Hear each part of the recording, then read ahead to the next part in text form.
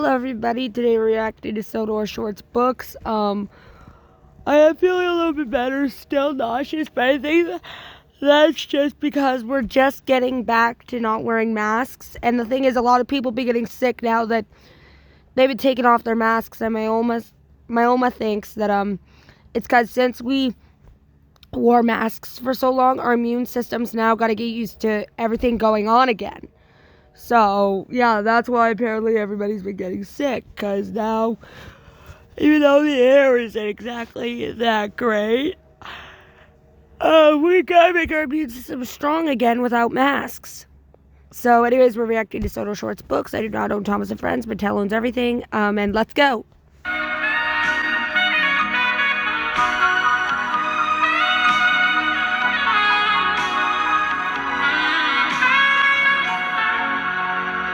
Oh, and to the person who's made me a get well video, I will react to it, but I need you to send me the link. If you could do that, that would be great. Thank you. I love this. Mummy, look, it's Thomas. I see him, Kenny. Hi, Thomas. Hello there. I'm sorry. Do I know you? Sorry, Thomas. My son's been reading that new book about you. Oh, I see. Hello. Kenny, is it? Yep, that's me. Where are Annie and Clarabelle? Percy's taking them today. Who's Percy? Hasn't Wilbert written a book about him yet? Well, Percy's a friend of mine. Are you friends with all the engines? Yes, of course. Even Gordon? Yes, even Gordon. That is so even after he pulled you along behind his express. After he what? That's my favorite story. All right, Kenny, come along. I'm sure Thomas has a lot of work to do. Thank you for taking the time to talk with us, Thomas.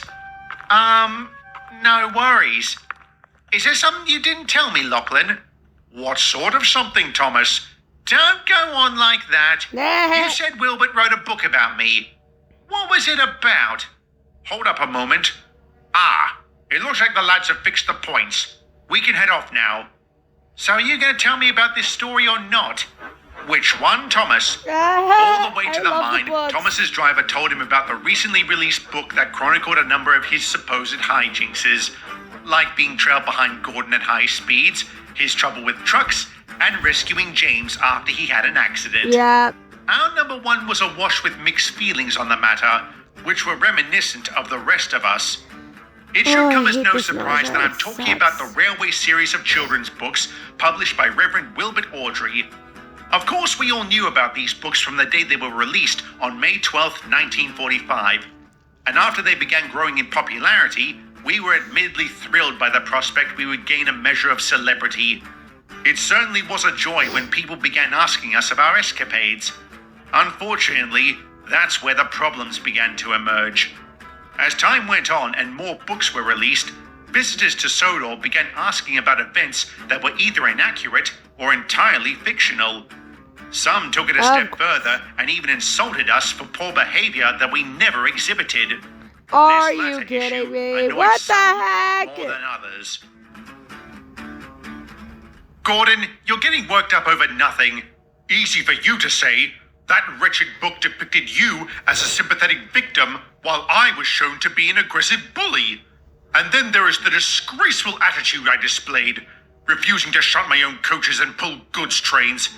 You can hardly deny that's who you used to be. Exactly, who I used to be, not who I am now. Why didn't Wilbert feel it necessary to write about such a change? Character progression is a staple of literature. So is the reality that an author often writes fiction based on actual events and people. And that's just what it is, fiction. A writer will often make changes in order to appeal to their target audience, which in this case is children. There we go, turned off. But must it be done by defaming the character of said inspirational figures?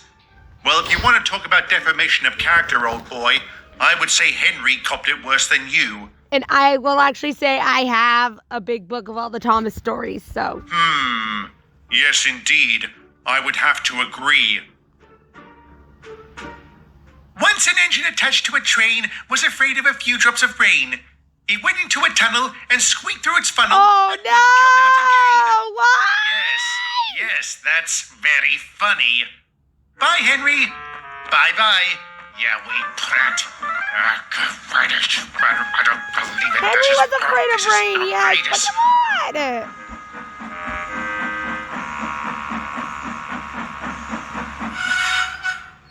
on! What's the matter with you?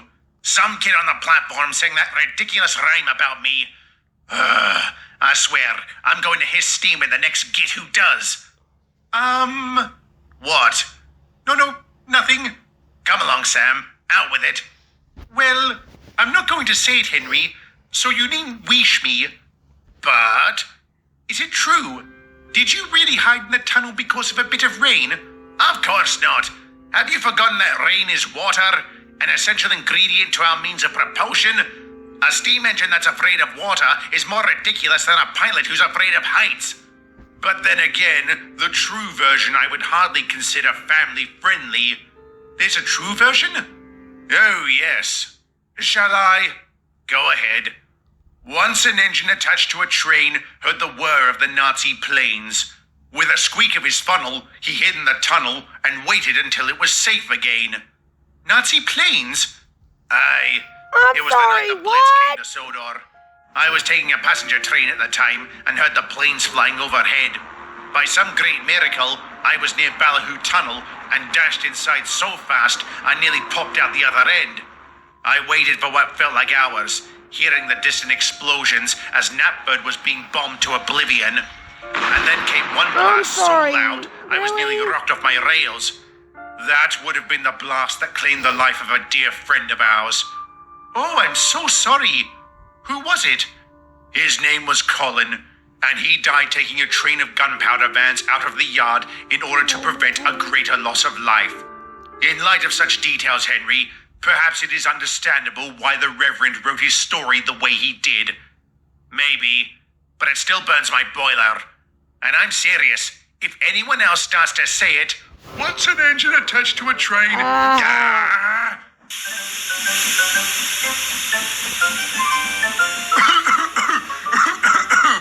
Oh, nice.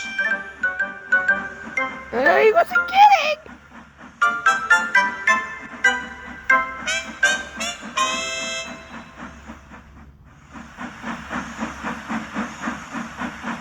I just hate this nausea, especially since... All right there, Adam? No, Drolin, I am not. Oh? Is something wrong? I took a passenger train this morning, and the entire time I was waiting at the platform, they kept asking, do you know Edward? Do you know Henry? Do you know Gordon? Do you know Thomas? It was very annoying. It sure sounds like it was. And when I introduced myself, most just gave a dismissive, yes, we know, and then walked off. Are you surprised? No, not really. But I am surprised none of them asked about Colin or Lily. That's because the Reverend hasn't written anything about them. And I don't think he will. Which is a disgrace.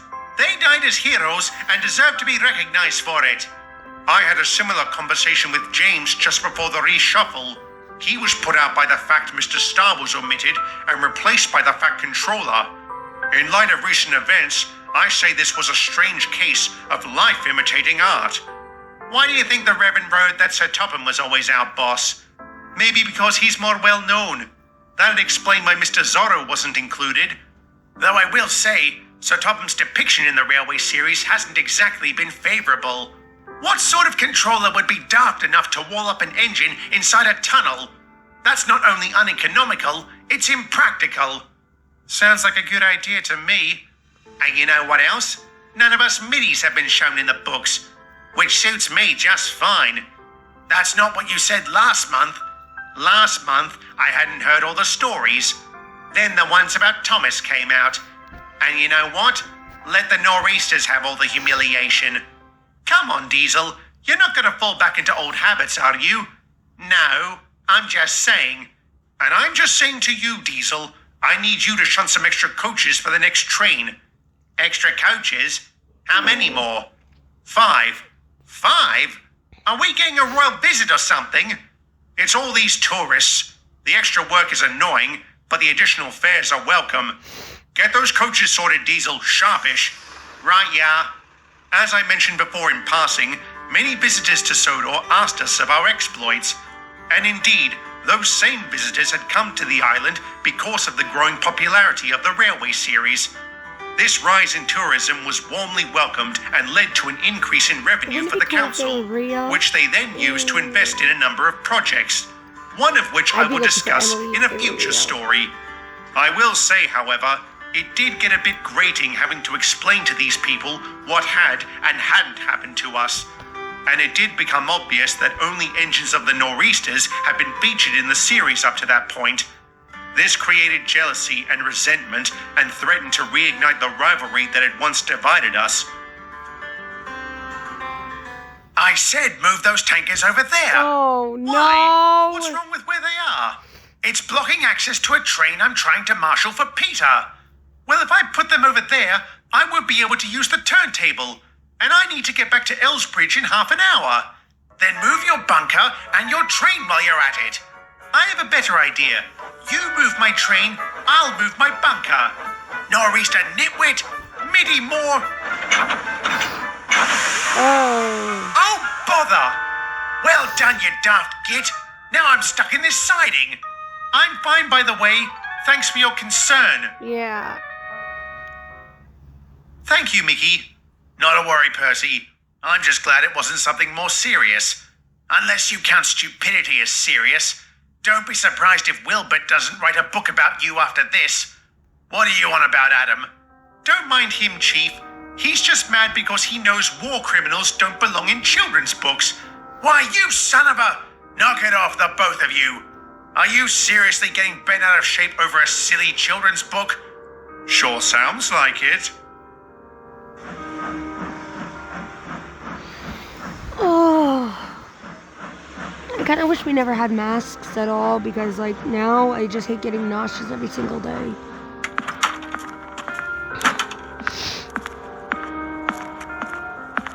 Good morning, Sir Topham. Morning, Leonard. I take it you've seen today's issue of the Sudrian Tribute? Indeed. Children's book leads to accident? The media certainly know how to create a misleading headline. Tell me it isn't true. I checked, Sir Topham. No, it isn't. That's a relief. Then why did this reporter imply that it was? Probably because it'll sell a lot more copies.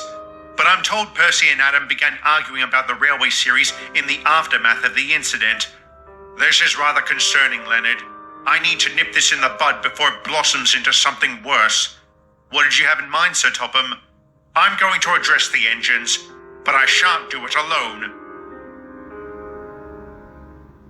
Don't give me that, James. You were slow getting out of Knapford, which meant I was late getting to Barrow. The only reason I was slow, Peter, was because somebody Donald shut dallied them on the turntable. up! I dallied because the stupid thing jammed. That wasn't my fault. Funny how things always seem to break or go wrong when a MIDI is about. Eh, Gordon? Indeed, Henry. They could benefit from some Nor'easter tutelage. And what exactly could you teach us? How to break down on hills, or how to race a bus at high speeds with a fully loaded passenger train? How dare you, Reginald? What an insult! It's disgraceful! Disgusting! Despicable! Mind if I use that? Wilbert? Is that you? Hello, Gordon. Hello, everyone. It's so good to see you all. Likewise, what brings you back to Sodor? My invitation. I have asked the Reverend here because I feel he can better explain the reasons why he wrote his books the way he did. But before he does, I would just like to say how disappointed I am. You all survived the war, some of you braved the perils of the front line, and yet you go into a tizzy because of a collection of children's books. I expect my engines to be made of stronger stuff. Due respect, sir, those books didn't paint us in a positive light. You neither in some instances, and I don't let it upset me for the simple fact it is fiction. None of it happened the way it was described. Then why describe events in such a way to begin with? I will let the Reverend answer that. Thank you, Sir Topham. Yes, I use some of you as inspiration for my books, but I can't emphasize strongly enough that I never intended to slander any of you. As to why I wrote them the way I did, the answer is simple. to entertain children. In order to do that, I had to take liberties with certain events and make up others out of whole cloth. But why did you have to make them so outlandish? Because my son enjoyed them. Your son?